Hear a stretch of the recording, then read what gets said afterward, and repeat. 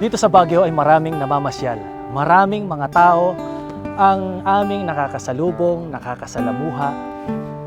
Nais naming magtanong sa kanila kung ilan kaya sa kanila ang nakakakilala sa Panginoon.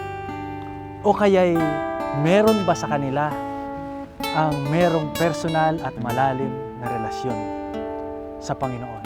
Marahil kaibigan, isa ka sa mga gustong makaalam sa sekreto, sa solusyon, sa ating karanasan ngayon na marami ang hindi pa nakakakilala sa Panginoon.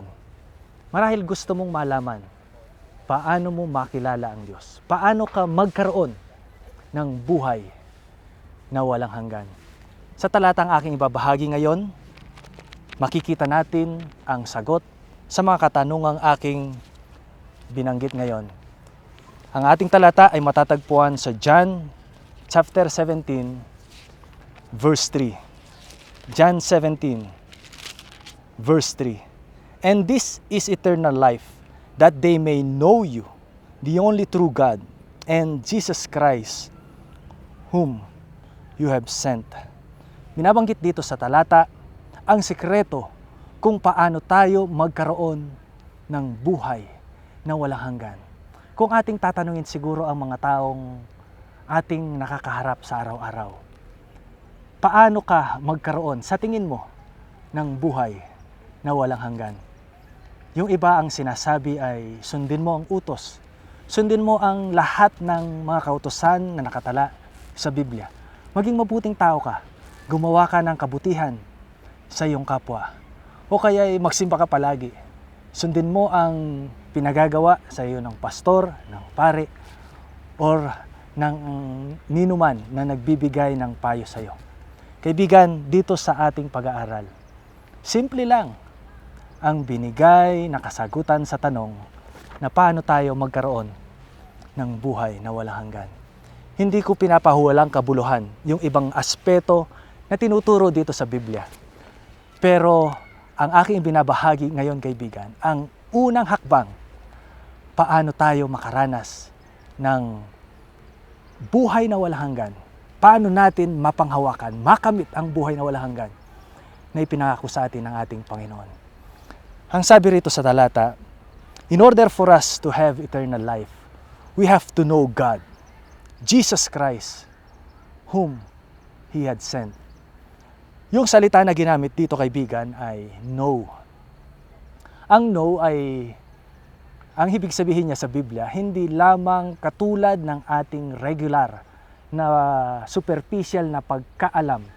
Sa kahulugan nito na kilala mo ang isang tao sa pangalan, anong address niya, saan siya nakatira, saan siya nanggaling. Tayo mga tao ay gayon na lamang ang ating pagkaunawa. Pero sa Biblia, kapag binanggit ang salitang know, ito ay mas malalim kaysa superficial knowledge nating alam.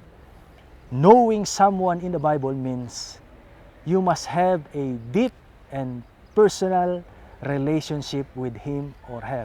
This includes together with sa husband and wife, yung kanilang relasyon sa kanilang pamilya. Kaya ang sabi sa Genesis chapter 4 verse 1, nung nakilala ni Adan si Eva, ay sila'y nagkaanak. Nagkaroon sila ng sexual na relasyon. So sa katulad sa mag-asawa, para maging matatag, matibay ang relasyon ninyong dalawa, kailangan sa lahat ng aspeto ng inyong buhay, magkakilala kayo. Alam nyo lahat-lahat ang gusto at hindi gusto. Alam nyo yung ayaw at hindi, yung ayaw, yung paborito at gustong-gustong kainin ng iyong asawa. Kapag alam mo na lahat ito, alam mo kung ilang nunal ng iyong asawa at mga gusto niyang pinupuntahan, gusto niyang ginagawa kapag pastime, magiging masaya kayo. At sa inyong patuloy na pagsasama, sa patuloy ninyong pagkakilanlan sa isa't isa, lalalim ang inyong relasyon, lalalim ang inyong matibay na pagsasama. Gayon din, kaibigan, ang tinutukoy dito sa talatang ito na aking binahagi sa inyo. John 17 verse 3. And this is eternal life, that they may know you, the only true God. No, we need to know God. We need to know Jesus, who is God, who He sent to this world to save us. Knowing Jesus means having a deep and personal relationship with Him. Kaibigan, simple ang sinabing solusyon para tayo'y makasiguro sa buhay na walang hanggan na sinabi ng Biblia, na ipinangako ng Diyos na ibibigay sa atin. Hindi mo kailangang pahirapan ang iyong sarili. Hindi mo kailangang magsakripisyo. Hindi mo kailangang katulad na nakakalungkot na ginagawa ng ibang tao na isinasacrifice either ang pamilya, ang hanap buhay, o kaya ang sarili. Ang sinasabi rito sa ating talata, ang unang hakbang na dapat mong gawin, tanggapin si Kristo sa iyong buhay bilang iyong personal na tagapagligtas. Maglaan ka ng panahon, kaibigan, para makilala mo siya. Sa paanong paraan natin siya lubos na makikilala? Of course, basahin natin ang kanyang sulat para sa atin. Katulad ng isang mahal sa buhay mo na nagpunta sa malayong lugar at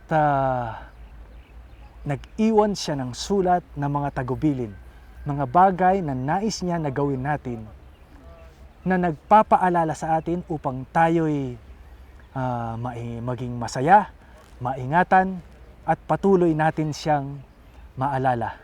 Paano natin lubos na makilala si Jesus?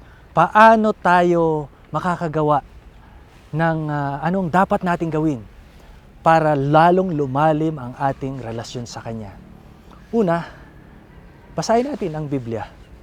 Ito ang mensahe ng Panginoon para sa atin. Idinitalya sa atin ang mga dapat nating gawin, ang mga magiging kalakasan natin na pwede nating panghawakan, anuman ang ating maging karanasan sa araw-araw, at magiging inspirasyon natin sa pagharap natin sa mga suliranin sa buhay, at gayon din ang pag-asang pwede nating maging sanggalang anumang kahirapan, tukso o problema ang ating makaharap. At higit dito, makikilala natin ng gusto ang ating Panginoon. Sa ating patuloy na pagbabasa ng Biblia, maririnig natin ang mensahe ng Panginoon sa atin na nagsasabing kailangan tayong maging matatag. Ang halimbawa na Kanyang ibinigay sa atin sa mundong ito ay sapat na para maging gabay natin.